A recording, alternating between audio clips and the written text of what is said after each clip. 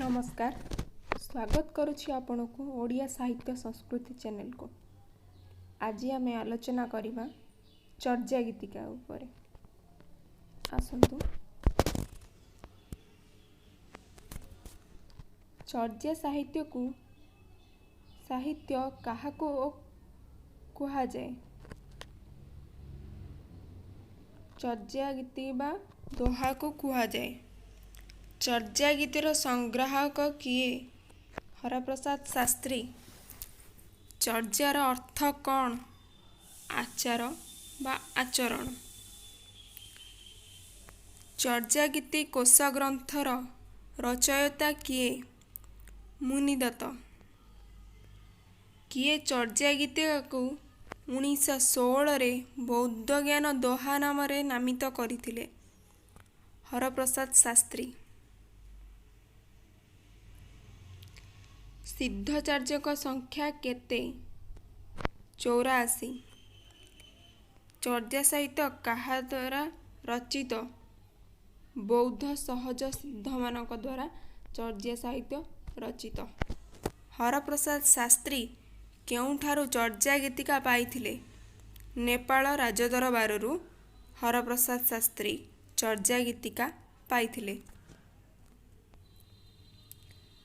हरप्रसाद शास्त्री नेपाल राजदरबाररू केतोटी चर्या गीतिका पाइथिले?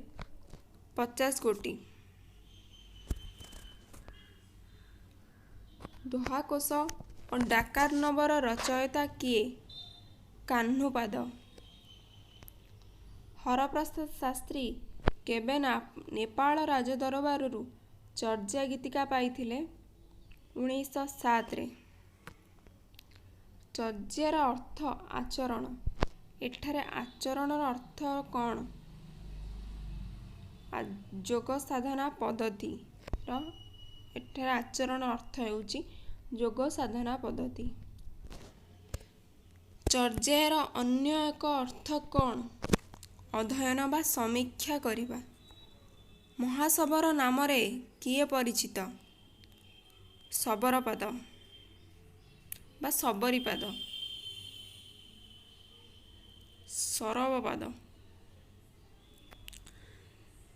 चर्या गीतिका गुड़िक केउ चेतना मूलक? धर्मीय चेतना मूलक।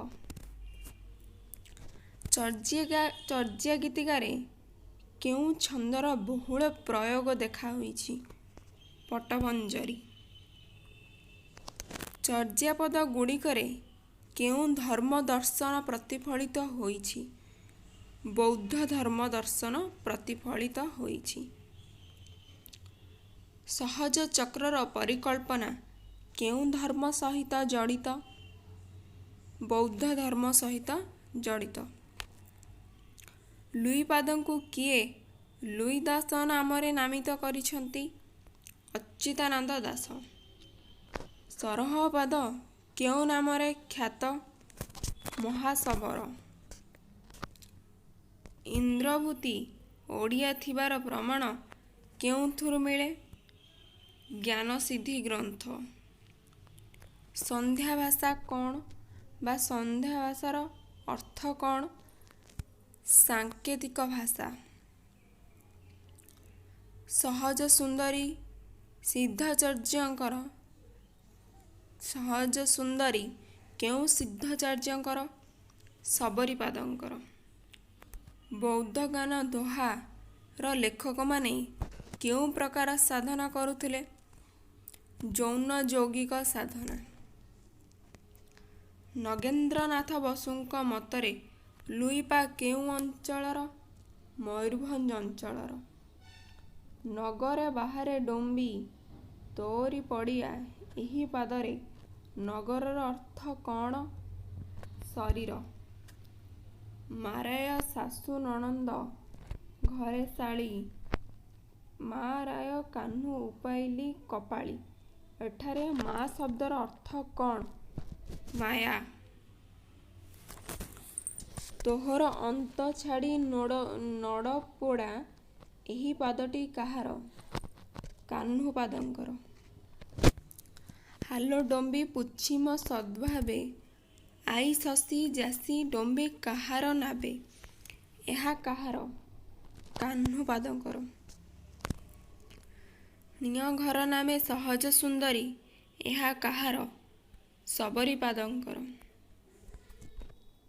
କାହାକୁ ଆଦି ସିଦ୍ଧାଚାର୍ଯ୍ୟ ଭାବେ ଗ୍ରହଣ କରାଯାଇଛି? ଲୁଇ ପାଦଙ୍କୁ। ବୌଦ୍ଧ ଜ୍ଞାନ ଦୋହା କେଉଁଠାରୁ ପ୍ରକାଶିତ? ବଙ୍ଗୀୟ ସାହିତ୍ୟ ପରିଷଦରୁ। ଚର୍ଯ୍ୟା ଗୀତର ସଂସ୍କୃତ ଅନୁବାଦକ କିଏ? ମୁନିଦତ୍ତ। କା ତରୁବର ପଞ୍ଚମୀ ଡାଳ କାହାର? ଲୁଇ ପାଦଙ୍କର। ରାଜା ରତ୍ନପାଳଙ୍କ ଗୁରୁ କିଏ? ସରହପାଦ। ସିଦ୍ଧାଚାର୍ଯ୍ୟଙ୍କ ଜନ୍ମସ୍ଥାନ କେଉଁଠି? ଓଡ଼ିଶା, ବଙ୍ଗଳା, ଆସାମ। ସରହପାଦଙ୍କ କେଉଁ ସ୍ଥାନରେ ଜନ୍ମଗ୍ରହଣ କରିଥିଲେ? ପୂର୍ବ ଅଞ୍ଚଳର ରାଙ୍ଗି। ଚର୍ଯ୍ୟା ଗୀତିକାର ସ୍ରଷ୍ଟା ଭାବେ କେତେ ଜଣଙ୍କ ନାମ ପ୍ରାପ୍ତ ହୋଇଅଛି? 23 ଜଣଙ୍କର। ସିଦ୍ଧାଚାର୍ଯ୍ୟଙ୍କ ନାମ ପୂର୍ବରୁ ପା କାହିଁକି ବ୍ୟବହୃତ ହୋଇଛି? ସମ୍ମାନ ଅର୍ଥରେ। କାହାର ପିତା ଜଣେ ବ୍ରାହ୍ମଣ ଓ ମାତା ଜଣେ ଡାକିନୀ ଥିଲେ? ସରହପାଦଙ୍କର। କେଉଁ କାଳଚକ୍ର ତନ୍ତ୍ରର ଟୀକା? କେଉଁଟି କାଳଚକ୍ର ତନ୍ତ୍ରର ଟୀକା? ବିମଳ ପ୍ରଭା। କାହା ମତରେ ତନ୍ତ୍ର ସାଧକମାନେ ସନ୍ଧ୍ୟା ଶବ୍ଦକୁ ସାନ୍ଧ୍ୟରେ ପରିଣତ କରିଛନ୍ତି? ଧର୍ମବୀର ଭାରତୀ। କିଏ ସନ୍ଧ୍ୟା ଶବ୍ଦକୁ ଶୁଦ୍ଧ ଭାବେ ଗ୍ରହଣ କରିଛନ୍ତି? ଅଗୟାନନ୍ଦ ଭାରତୀ।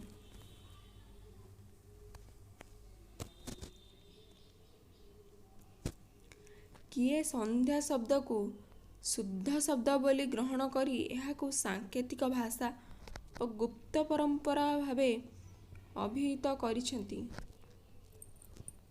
ବୌଦ୍ଧ ଧର୍ମର ଜଣେ ବିଦ୍ୱାନ ଲାମା ଅଙ୍ଗରିକା ଗୋବିନ୍ଦ। ସନ୍ଧ୍ୟା ଶବ୍ଦର ଅର୍ଥ ଅଭିସନ୍ଧି ଭାବେ କିଏ ଗ୍ରହଣ କରିଛନ୍ତି? ଶାନ୍ତିଭୀଷ୍ମ ଶାସ୍ତ୍ରୀ। ସନ୍ଧ୍ୟା ଭାଷାକୁ କିଏ ଭାଷା ପ୍ରହେଳୀ ବୋଲି କହିଛନ୍ତି? ବର୍ନ ଓଫ୍। କାହା ମତରେ ମ୍ୟୋମକ ବିଶେଷ ଭାବରେ ଚିନ୍ତା କରି ଯେଉଁ ଭାଷାର ଅର୍ଥ ସ୍ଥିର କରିବାକୁ ହୁଏ ତାହା ହିଁ ସନ୍ଧ୍ୟା ଭାଷା? ମନୀନ୍ଦ୍ର ମୋହନ ବସୁ।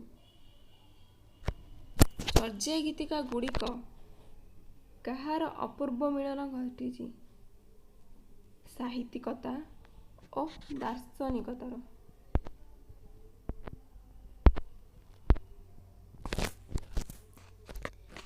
ଏଚ୍ କର୍ନ କେଉଁଥିରେ ସନ୍ଧ୍ୟା ଭାଷାକୁ ରହସ୍ୟମୟ ବୋଲି ଗ୍ରହଣ କରି ଏହା ମନ୍ତ୍ର ସଙ୍ଗେ ସମାନ ବୋଲି ଉଲ୍ଲେଖ କରିଛନ୍ତି? ଅନୁବାଦର ପାଦ ଟୀକାକାରରେ। କାହା ମତରେ ସନ୍ଧ୍ୟାର ଅର୍ଥ ସାମନ୍ତ ଭୂମି? ପଞ୍ଚକଡ଼ି ବାନାର୍ଜୀଙ୍କ ମତରେ ସନ୍ଧ୍ୟାର ଅର୍ଥ ସାମନ୍ତ ଭୂମି। ଆଲୋ ଆଁ ଧରି ଭାଷାର ଅର୍ଥ କ'ଣ? ଗୋଧୂଳି ଭାଷା। ତାଙ୍ଗୁର ତାଲିକାରେ ଭୁସୁକୁ ପାଦକୁ କେଉଁଠିକାର ଅଧିବାସୀ ଭାବେ ଚିହ୍ନଟ କରାଯାଇଛି? ଜାହୋର। ଜାହୋରର ଆଧୁନିକ ନାମ କ'ଣ? କେଉଁଝର। କେଉଁଥିରେ ଭୁସୁକୁ ପାଦଙ୍କ ନାମ ଭୁସୁକୁ ଓ ରାଉତ ବୋଲି ବର୍ଣ୍ଣନା କରାଯାଇଛି?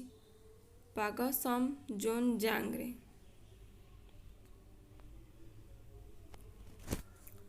ଭୁସୁକୁ ପାଦଙ୍କର କେତେଗୋଟି ଚର୍ଯ୍ୟା ଗୀତିକୋଷରେ ରହିଛି?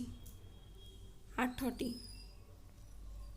ଭୂଷକପାଦଙ୍କର କେଉଁ ଦୁଇଟି ଗ୍ରନ୍ଥର ନାମ ତାଙ୍ଗୁର ତାଲିକାରେ ଦେଖିବାକୁ ମିଳେ?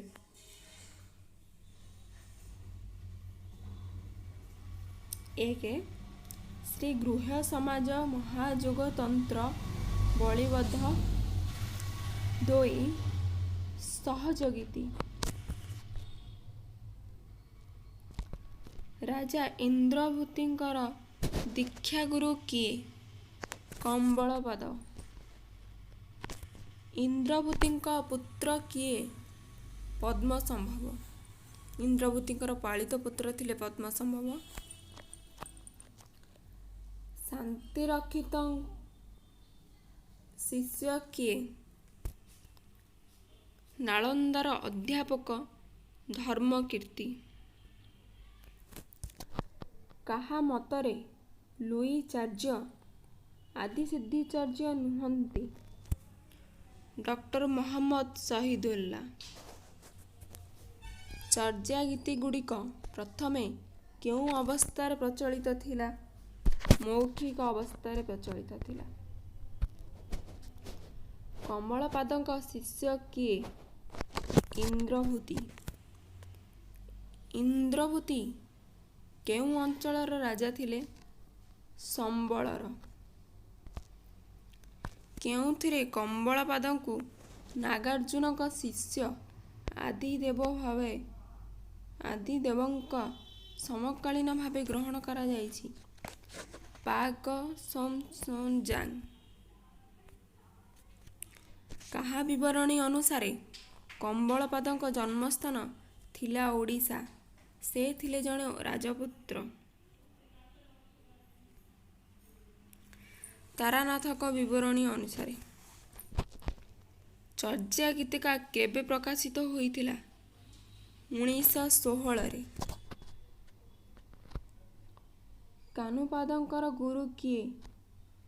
ଜଳନ୍ଧରୀପାଦ। ଏଠି ଜଳାନ୍ଧରୀପାଦ ହେଇଯାଇଛି, ଉତ୍ତର ହେବ ଜଳନ୍ଧରୀପାଦ। ଦେବେନ୍ଦ୍ର ପତ୍ରିକା ଯୋଗ ରତ୍ନମାଳାର ଗ୍ରନ୍ଥ କିଏ ଲେଖିଥିଲେ? କାହ୍ନୁପାଦ। କରୁଣାକରଙ୍କ ସନ୍ଦର୍ଭ ନାମ କ'ଣ? ଆଚାର୍ଯ୍ୟ ଚର୍ଯ୍ୟାଚୟ। ଚର୍ଯ୍ୟାଗୀତିକାର ଭାଷାକୁ କିଏ ପ୍ରାଚୀନ ଓଡ଼ିଆ ଭାଷାର ମାନ୍ୟତା ଦେଇଛନ୍ତି? କରୁଣାକର କର। ଲୁଇପାଦ କେଉଁ ନାମରେ ଖ୍ୟାତ ଥିଲେ? ମହାଯୋଗେଶ୍ୱର। କିଏ ମାଛ ଭକ୍ଷଣ କରିବା ପରେ ସାଧନାରେ ସିଦ୍ଧି ଲାଭ କରିଥିଲେ? ଲୁଇପାଦ। ବିରୂପା ଆଚାର୍ଯ୍ୟଙ୍କ ଗୁରୁ କିଏ? ଜଳନ୍ଧରୀପାଦ। ତାରାନାଥଙ୍କ ବିବରଣୀ ଅନୁସାରେ ବିରୂପାଙ୍କ କାହା ପ୍ରତି ଘୃଣାଭାବ ଜାତ ହେଲା? ଶିବ ଉପାସନାରେ। ଶବରୀପାଙ୍କ ସାଧନାପୀଠ କେଉଁଠି? ଶ୍ରୀପର୍ବତ। ଚର୍ଯ୍ୟାଗୀତିକାରେ କେଉଁ ରସ ପ୍ରୟୋଗ ହୋଇନାହିଁ? ଶୃଙ୍ଗାର ରସର। କିଏ ଜାତିରେ ଶବର ଥିଲେ? ଶବରୀପା। ସିଦ୍ଧ ସାହିତ୍ୟ ଗ୍ରନ୍ଥର ରଚୟିତା କିଏ? ଧର୍ମବୀର ଭାରତୀ। ଜଗନ୍ନାଥଙ୍କୁ କିଏ ବୌଦ୍ଧ ରୂପେ ପୂଜାର୍ଚ୍ଚନା କରୁଥିଲେ? ଇନ୍ଦ୍ରଭୂତି। ଏଠି ଇନ୍ଦ୍ରାଭୂତି ହେଇଯାଇଛି, ଉତ୍ତର ହେବ ଇନ୍ଦ୍ରଭୂତି। ଦୋହା ଭାଷାର ଅର୍ଥ କ'ଣ? ଅପଭ୍ରଂଶ। ବଜ୍ରଗୀତି ଭାଷାର ଅର୍ଥ କ'ଣ? ବଜ୍ରଗୀତିର ଭାଷା କ'ଣ? ଅବହଟ। କୃଷ୍ଣଚର୍ଯ୍ୟା କିଏ? କାହ୍ନୁପାଦ। ଚର୍ଯ୍ୟାଗୀତିକାରେ ଶାଶୁ କାହାର ପ୍ରତୀକ ଭାବେ ବ୍ୟବହୃତ? ନିଶ୍ୱାସ ବା ନିଶ୍ୱାସ ପ୍ରଶ୍ୱାସ। ଶ୍ୱାସ ଆଣିବାକୁ ଏଠାରେ ଶାଶୁର ପ୍ରତୀକ ରୂପେ ଗ୍ରହଣ କରାଯାଇଛି। ମୀନପାଦଙ୍କର ଅନ୍ୟ ନାମ କ'ଣ? ବଜ୍ରପାଦ। ଚର୍ଯା ଗୀତିକାକୁ ମୈଥଳି ଭାଷାର ରଚନା ବୋଲି କିଏ କହିଛନ୍ତି? ଏଟା ମାଇଥଳି ହେଇଯାଇଛି, ଏଟା ଉତ୍ତର ହେବ ମୈଥଳି। ମୈଥଳି ଭାଷାର ରଚନା ବୋଲି କିଏ କହିଛନ୍ତି? ଅଧ୍ୟାପକ ଜୟକାନ୍ତ ମିଶ୍ର। ଚର୍ଯା ଗୀତିକା ବିହାରୀ ଭାଷା ବୋଲି କିଏ କହିଛନ୍ତି? ରାହୁଲ ସଂସ୍କୃତାୟନ। ଚର୍ଯା ଗୀତିକାକୁ ଆସାମୀ ଭାଷାର ରଚନା ବୋଲି କିଏ କହିଛନ୍ତି? ବିରଞ୍ଚି କୁମାର ଭୂୟାଁ। ଚର୍ଯା ଗୀତିକାକୁ ଓଡ଼ିଆ ଭାଷାର ରଚନା ବୋଲି କିଏ କହିଛନ୍ତି? ଗୋପାଳ ଚନ୍ଦ୍ର ପ୍ରହରାଜ। ପ୍ରକୃତ ଚର୍ଯା ଗୀତିକା କେଉଁ ଭାଷାର ରଚନା ବୋଲି କୁହାଯାଇଛି? ପୂର୍ବ ମାଗଧୀ ଅପଭ୍ରଂଶ। ଚର୍ଯା ଗୀତିକା କେଉଁ ଶତାବ୍ଦୀର ରଚନା ବୋଲି ଜଣାଯାଏ? ତ୍ରୟୋଦଶ ଓ ଚତୁର୍ଦ୍ଦଶ। କମ୍ବଳପାଦ କାହା ଦ୍ୱାରା ବୌଦ୍ଧ ଧର୍ମରେ ଦୀକ୍ଷିତ ହେଲେ? ବଜ୍ରଘଣ୍ଟଙ୍କ ଦ୍ୱାରା। କମ୍ବଳପାଦ କେଉଁଥିରେ ଦକ୍ଷିଣା ଅର୍ଜନ କରିଥିଲେ? ତ୍ରିପିଟକ। ଅଭିସମୟ ନାମ ପଞ୍ଜିକାର ରଚୟିତା କିଏ? କମ୍ବଳପାଦ। ଯେଉଁଥିରେ 3 ଜଣ କାହ୍ନୁଙ୍କ ନାମ ଉଲ୍ଲେଖ ଅଛି ତାହାର ନାମ କ'ଣ? ପାଗ, ଶାମ, ଜୋନ୍, ଜାମ୍। ତାଙ୍ଗୁର ଗ୍ରନ୍ଥରେ 4 ଜଣ କାହ୍ନୁପାଦଙ୍କ କଥା କିଏ ପ୍ରକାଶ କରିଛନ୍ତି? ହରପ୍ରସାଦ ଶାସ୍ତ୍ରୀ। ଶ୍ରୀଚକ୍ର ସମ୍ବୋଧ ସାଧନା ସମ୍ପର୍କରେ କିଏ ରଚନା କରିଛନ୍ତି? ଦ୍ୱାରିକପାଦ। ସଂସ୍କୃତ ଟୀକା ପଦ୍ଧତିର ଅନୁବାଦକ କିଏ? କିରିଚନ୍ଦ୍ର। ସନ୍ଧ୍ୟା ଭାଷାକୁ କେଉଁ ଭାଷା କୁହାଯାଏ? ଚର୍ଯା ଭାଷାକୁ କେଉଁ ଭାଷା କୁହାଯାଏ? ସାନ୍ଧ୍ୟ ଭାଷା ବା ସନ୍ଧ୍ୟା ଭାଷା। ବିରୂପାଙ୍କର କେତୋଟି ଗ୍ରନ୍ଥ ଥିବା ତଙ୍ଗୁରରେ ଲେଖାଯାଇଛି? 10ଟି। କିଏ ଚୌକିଦାର ଠାରେ ଥିବା ବିଶ୍ୱନାଥଙ୍କୁ ସମ୍ମାନ ପ୍ରଦର୍ଶନ କରିବାକୁ ମନା କରିଦେଲେ? ବିରୂପା।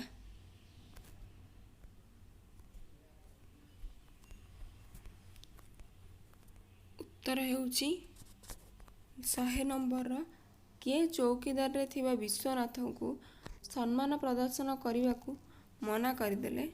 ବିରୂପା।